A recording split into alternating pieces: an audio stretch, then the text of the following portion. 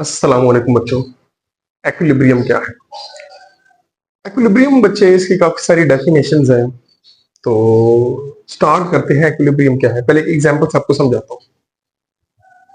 हमारे पास ये एक टेबल है, ओके। इस टेबल के ऊपर एक बॉक्स पड़ा है या कोई भी ऑब्जेक्ट पड़ा है, रेस्ट पे है, मूव नहीं कर रहा। तो अगर आप चेक करोगे ये मूव नहीं कर रहा, तो इसका मतलब है इसके नीचे लग रही है वेट, इसकी फोर्स जो लग रही है वेट, और अपवर्ड डायरेक्शन में जो लग रही है फोर्स, बच्चों आप लोगों ने पढ़ा है, उसको बोलते हैं नॉर्मल रिएक्शन फोर्स।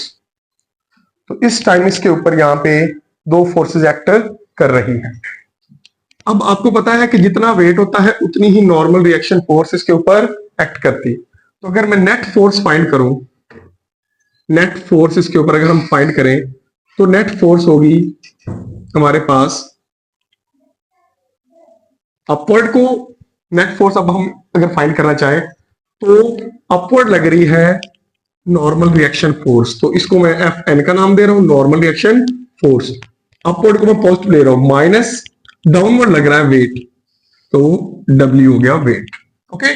तो इस ब्लॉक के ऊपर दो फोर्सेस एक्ट कर रही हैं, नॉर्मल और वेट। तो बच्चे एफ इज इक्वल टू, हमें पता है क्या होता है, एम में नॉर्मल माइनस वेट, एक्सेलरेशन। अब इस बॉडी में कोई एक्सेलरेशन नहीं है क्योंकि ये रेस्ट पे, तो यहां पे क्या आ जाएगा, जीरो, क्योंकि एक्सेलरेशन नहीं है तो जीरो एक्सेलरेशन है, तो मैथ से मल्टीप्लाई किया, जीरो आ गया। तो एफ जो नॉर्मल है माइनस डब्ल्यू, तो इसको इधर लेके आओ, तो ये बना weight is equal to normal reaction force. तो ये बच्चे जब दो फोर्सेस इक्वल और ऑपोजिट हो, अब देखो इक्वल भी है और साथ ऑपोजिट भी है, तो बच्चे याद रखना नेट फोर्स जो होती है वो क्या हो जाती है, जीरो। तो इस ब्लॉक के ऊपर लगने वाली जो नेट फोर्स है वो क्या है, जीरो। तो अगर नेट फोर्स जीरो हो तो बच्चे बॉडी किस हालत में होती है, एक्विलिब्रियम की हालत में, यानी इसके ऊपर कोई फोर्स अमल नहीं कर, net force zero. Single force की बात नहीं कर, किसकी बात कर रहा हूं, नेट फोर्स, यानी सारी फोर्सेस का सम क्या हो, जीरो। तो एक्विलिब्रियम को यूं डिफाइन करते हैं बच्चों, if net force acting on a body is zero, the body is in equilibrium. When acceleration is zero, the body is in equilibrium. When body is at rest, क्योंकि rest पे हो तो acceleration क्या होता है, जीरो, तो भी कौन सी हालत है, equilibrium. When body moving with uniform velocity, uniform velocity, तब भी वो किस हालत में, एक्विलिब्रियम में। तो आप यहां पे चार डेफिनेशन एक्विलिब्रियम की कर सकते। पहले मैंने क्या बोली है, नेट फोर्स जीरो हो, ये हमने प्रूव किया, एक्सेलरेशन जीरो हो, ओके, और बॉडी रेस्ट पे होती है तो एक्सेलरेशन जीरो होता है, यूनिफॉर्म वेलोसिटी हो तो भी एक्सेलरेशन क्या होता है, जीरो। तो ये चार कंडीशन डिफाइन करती हैं कि बॉडी किस हालत में है, एक्विलिब्रियम की हालत। एक्विलिब्रियम की टाइप्स की अगर हम बात करें तो बच्चे इसको दो कैटेगरीज में डिवाइड किया गया। एक टाइप इसकी कहलाती है स्टैटिक एक्विलिब्रियम और दूसरी बच्चों है डायनामिक एक्विलिब्रियम। बहुत आसान है, बॉडी रेस्ट पे हो तो कहलाती है स्टैटिक एक्विलिब्रियम। मैंने एग्जांपल यहां पे समझा दिया, ये एग्जांपल जो है बच्चे ये किसकी है, स्टैटिक एक्विलिब्रियम की, ओके।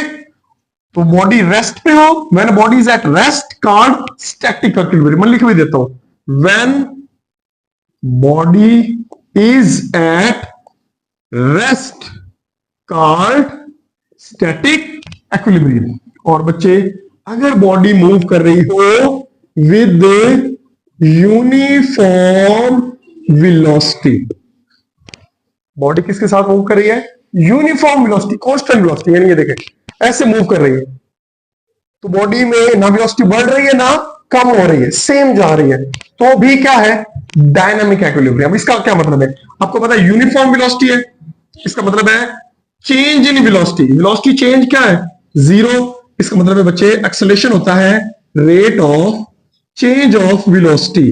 तो जब चेंज इन वेलोसिटी जीरो है तो एक्सेलरेशन भी क्या होगा, जीरो। तो मैंने ऊपर बताया है अगर एक्सेलरेशन जीरो हुआ तो बॉडी क्या कहलाती है, एक्विलिब्रियम। लेकिन बेटे अगर मूव कर रही है यूनिफॉर्म वेलोसिटी के साथ तो वो क्या कहलाती है, डायनामिक एक्विलिब्रियम, ओके। तो इसको यूं डिफाइन करते हैं, when body move with uniform velocity called dynamic equilibrium। अब आपको होगी इसकी एग्जांपल हमने दे, तो इसकी एग्जांपल आप काफी सारी दे सकते हैं। हमारे पास एक पैराट्रूपर है, ओके, और उसकी मदद से, वो पैराशूट की मदद से एक बंदा नीचे आ रहा है, ओके। तो ये जो वेलोसिटी के साथ आता है वो कांस्टेंट वेलोसिटी होती है, यूनिफॉर्म वेलोसिटी होती है, कांस्टेंट वेलोसिटी।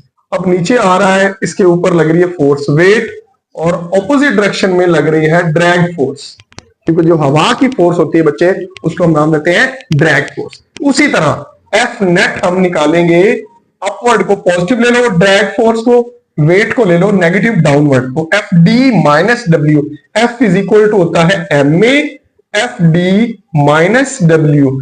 एम ए आपको पता है वेलोसिटी कांस्टेंट है, तो एक्सेलरेशन विल बी जीरो। तो एफ डी माइनस डब्ल्यू, तो बच्चे हमारे पास ड्रैग फोर्स किसके इक्वल आ गई, वेट के। तो बच्चे जब दो फोर्सेस इक्वल और ऑपोजिट हो तो एक दूसरे को कैंसिल कर देती है। फॉर एग्जांपल बच्चे ये बोर्ड मार्कर है, एक मेरा हाथ इधर से फोर्स लगा रहा है, एक इधर से लगा रहा है, जितनी इधर से है उतनी इधर से है ना, तो ये बोर्ड मार्कर कहीं भी नहीं जाएगा, यहीं पे रहेगा। तो ये कंडीशन रेस्ट की कंडीशन है, बात समझ आ रही है। और इसी तरह ये बोर्ड मार्कर जब नीचे गिरता है तो आस्ते आस्ते इसका वेलोसिटी बढ़ती है, लेकिन एक ऐसी कंडीशन आती है कि जब ड्रैग फोर्स और वेट इक्वल हो जाते हैं तब इसकी वेलोसिटी कांस्टेंट होती है। और बच्चे याद रखना, इस वेलोसिटी का नाम है टर्मिनल वेलोसिटी, टर्मिनल वेलोसिटी। और बच्चे जब टर्मिनल वेलोसिटी होती है तो एक्सेलरेशन जीरो होता है, और जब एक्सेलरेशन जीरो होता है दोनों फोर्सेस क्या होती हैं, इक्वल। तो ये बच्चे कहलाती है डायनामिक इक्विलिब्रियम। तो मैंने बच्चों दोनों की एग्जांपल दी, स्टैटिक की भी और डायनामिक। आई होप आपको ये छोटा सा शॉर्ट क्वेश्चन क्लियर हो गया, लॉन्ग भी बन सकता है। तो अगर वीडियो अच्छी लगी हो तो चैनल को सब्सक्राइब करना मत भूलिएगा। मिलते हैं नेक्स्ट वीडियो में, तब तक के लिए अल्लाह हाफिज़।